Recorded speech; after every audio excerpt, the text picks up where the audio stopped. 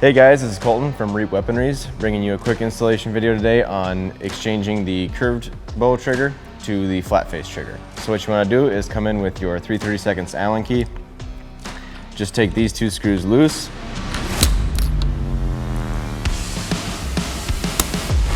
Back them all the way out.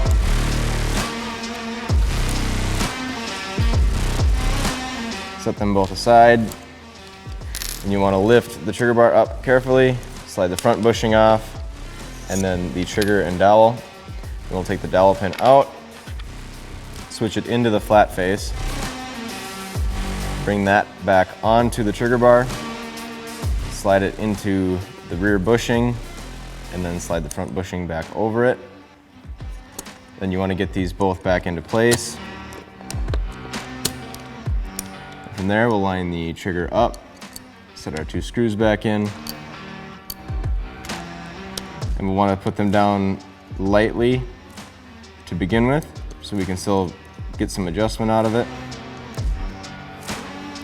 So your trigger should be able to slide against the transfer bar currently, and then you want to put your index finger on the front edge of the transfer bar and your thumb on the trigger and pull them together so you can get the trigger as far forward on the transfer bar as you possibly can.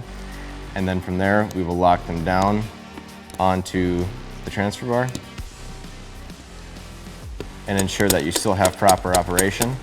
One thing to pay attention to when you're installing the flat face, when you're done installing, lift the transfer bar back up and ensure that both bushings are moving very freely. There should be very, very minimal resistance between these two. What can happen is you get the trigger a little bit off canter if you're not careful, and it'll bind one of the two up and it'll impose a lot of friction into the transfer bar system. And we will include the torque specs in the bottom of the video.